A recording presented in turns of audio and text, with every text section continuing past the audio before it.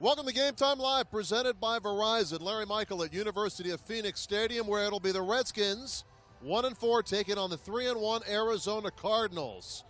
And it's a big game for the Redskins, obviously coming off that loss to Seattle Skins, needing to get a win, and a couple of lineup moves for the Redskins. Perry Riley will be inactive for this ball game, but Santana Moss is active for the first time this year. Aldrick Robinson inactive.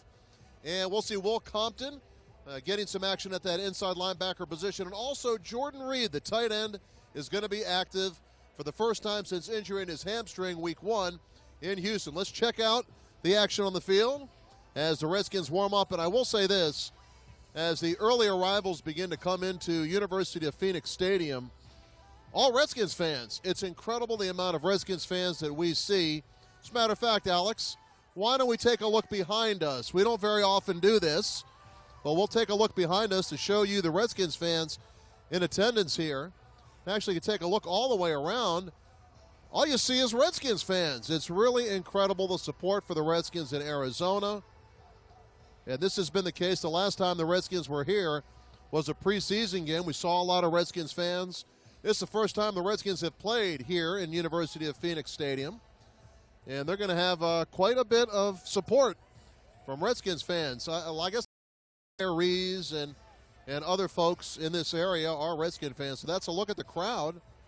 The early arrivals are all Redskins fans. I guess it's going to be a pro-Redskin crowd to whatever extent. We'll see how many of the Cardinal fans show up. So we'll zoom our camera back on the field and welcome from Redskins.com, Andrew Walker. And Andrew, let's start off right off the top, your keys to this game. You do it every week on Redskins.com. What are some of the keys for the Redskins here today on this one? Well, first and foremost, it's field position, because last week against Seattle, the Redskins couldn't establish any kind of field position, both for its offense or its defense. So you got to look at that. And so they're going to be looking to be returning the ball, forcing the team back a little bit more so they can get the ball at their 20, 25, 30, like Seattle was able to do throughout that whole game. And then on the other side, you got Ted Ginn Jr. as their returner. You got to imagine they're going to kind of be playing keep away anyway, but they got to be a little bit better at maintaining the opposing team's field position and pinning them back a little bit so the teams can flip field position, do a little bit better there. That's my number one priority. And then, you think Carson Palmer, we've heard, is likely going to be starting. How effective can he be coming off that shoulder injury? Redskins got to apply pressure. So that's kind of number 2. And then number 3, don't get Larry Fitzgerald going. He hasn't had the kind of season you'd think he would have so far. You don't want to get him going. So that's really my top keys for today. Let's take a look at the end zone to our right, where you have some of the Redskins defensive linemen warming up. You see Jason Hatcher, Brian Arakpo, Frank Kearse going to try to put some pressure on the quarterback of Arizona. And what a contrast. Last time out, the Redskins faced probably the most mobile quarterback in the National Football League in Russell Wilson. And here this afternoon, basically 3 statues back there, Carson Stanton and Logan Thomas, the rookie. So, hey, Redskins have not had the bundle of sacks they've been looking for. Maybe today's the day. Right, and they had the one game against Jacksonville, kind of the outlier with 10 sacks. That's why they're currently one of the top teams in the league in sacks.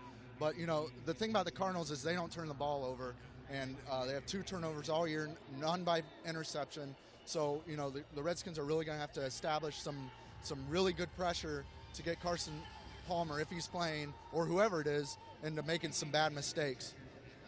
Arizona and the Redskins this afternoon, and a reminder, the day after every Redskins game, catch the Monday morning Redskins Roundup featuring Chris Cooley and the former Redskin Marcus Washington. That is on Comcast Sportsnet, 11 a.m. the day after every Redskins game, so you can check that out this Monday after this one. Here are the inactives, and we gave you an early look at that. Robert Griffin III, Aldrick Robinson, Tracy Porter, Jackson Jeffcoat, Perry Riley Jr., and Spencer Long. And we'll get you the inactives for the Arizona Cardinals as soon as we can. Do you have those yet? Not yet. We'll get those in a second. Larry Michael, Andrew Walker on the sidelines. And Andre Roberts in the center of the field is a guy who's loving to get on the scoreboard today against his former team. They kind of gave up on him after they drafted Michael Floyd. He was expendable The Redskins picked him up. Done a pretty good job for the Redskins so far. Oh, he's done great, and all the coaches have said he's even better than advertised. And, it's kind of a repeat theme of the earlier game against Philadelphia where Deshaun Jackson came back home and wanted that redemption. You got to bet Andre Roberts is going to be in Kirk's ear a little bit. Hey, throw me deep, find me here, find me there, because he really wants to show the Cardinals that they made a big mistake in letting him go. Let's check out Adam Hayward right in front of us. The Redskins special teams have been, I would say, spotty at best. Maybe not the ineptitude of last year, but still has not been a strength of the team. Adam Hayward has vowed to make some big plays here today, to make something big happen. And Jay Gruden talked about it. He said, we got to start making up for some of these big mistakes we've had, maybe to get a kick return for a touchdown, maybe block a kick.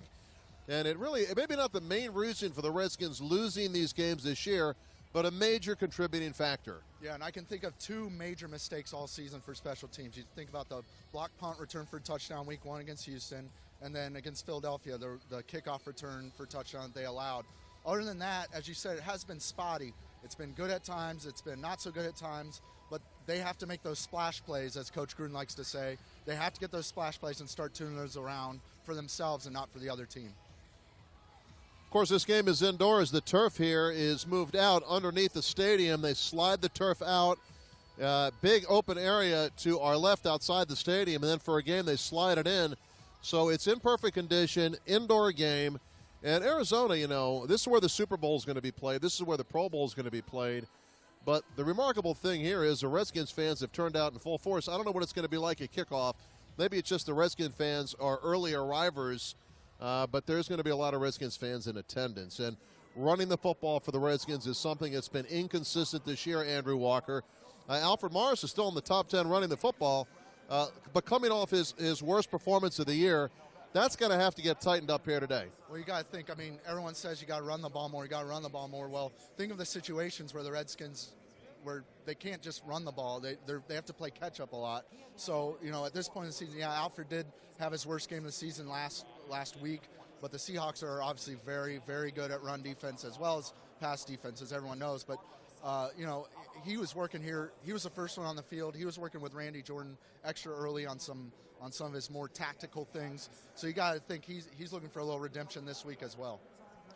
I want to thank Andrew Walker. He'll be communicating through Redskins.com, Twitter. You do it all during the games, and fans will be paying attention to your work. Thank you, sir. Thanks. And real quick, little nugget, Redskins wearing their white jerseys, white uniforms with gold pants for the first time all season. So there's lots of people who love uniform news. There's a little nugget for you. So. That is a major nugget from Andrew Walker, the white jerseys for the first time.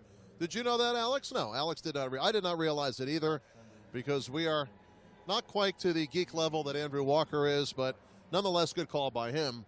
Kickoff this afternoon around 4:30, and there's Robert Griffin III running our way. RG3 getting the warm-up in before the game. We saw him running some sprints. He looks pretty good. And after that very painful dislocated ankle, thank goodness it wasn't worse. A dislocated ankle a lot of times comes with a break or some torn ligaments. RG3 is looking good, and he should be back relatively soon for the Redskins. There he is, number 10, RG3. But make no mistake about it, it's going to be Kirk Cousins today for the Redskins. And Kirk looking for a win.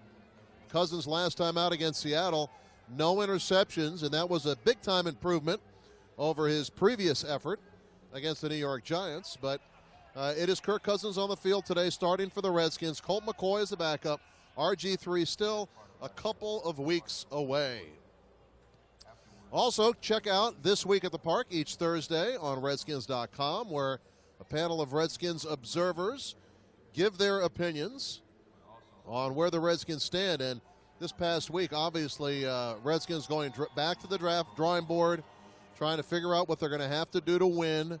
And, again, you take a look at the schedule. Next week, on Sunday, it is the annual alumni homecoming game for the Redskins, where all the alums from years ago show up, and they're introduced before the game. At halftime of the Sunday game, a very special ceremony, Mark Rippon being inducted into the Redskins Ring of Fame. That's next Sunday, Tennessee in town. And for Robert Griffin III, he might be a couple weeks away. We'll just have to wait and see how quickly that ankle heals for RG3. Again, temperature outside here is going to be pushing 100 degrees here in the Phoenix area. But inside, it is actually cold. They've got the air condition blasting in this University of Phoenix stadium. And it's relatively cold. I mean, it's pretty cold inside. They've got that air condition way up. Hey, as hot as it is around here, you'd figure they'd want to keep it cold inside, so that's not a big shocker. The Arizona Cardinals have not had many players out on the field warming up yet. Got the Cardinals 3-1, coming off their first loss of the year, 42-21. They fell to the Denver Broncos. They were unbeaten headed into that game, and the Cardinals tied on top of the NFC West. And who would have thought, with some of the firepower that's in the NFC West, Seattle defending Super Bowl champions, San Francisco 49ers went to the Super Bowl 2 years ago, and Arizona, you got to give Bruce Arians a lot of credit.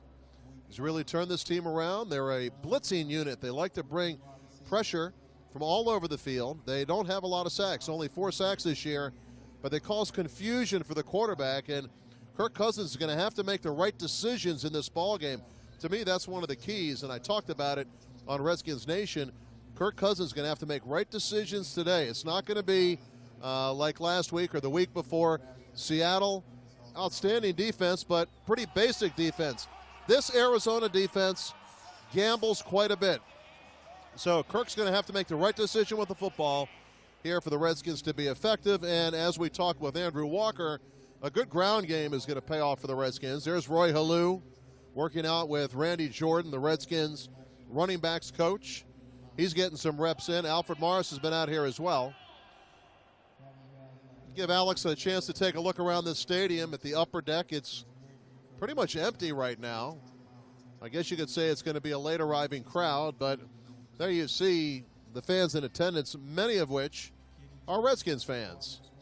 And by the way, the Redskin rallies yesterday was the first time ever that we had 2 Redskins rallies. The first rally at Ernie's outside of downtown Phoenix was just awesome. Unfortunately, the venue was not big enough to hold all the Redskins fans. There was about 150 Redskins fans who could not get into the building. And then after that, at the Tilted Kilt, a second Redskins rally. So any fans that were there, we thank them for coming. It was just an incredible night for us involved with the Redskins rallies. We have never seen that many people at a Redskin rally, and there were actually 2 of those. And what a night. You hope that's a foreshadowing of what's to come here today. Maybe a Redskin win to get to 2-4. And for the Redskins going home, 2-4 means a home game against Tennessee on Sunday, maybe a chance to inch closer to the 500 mark.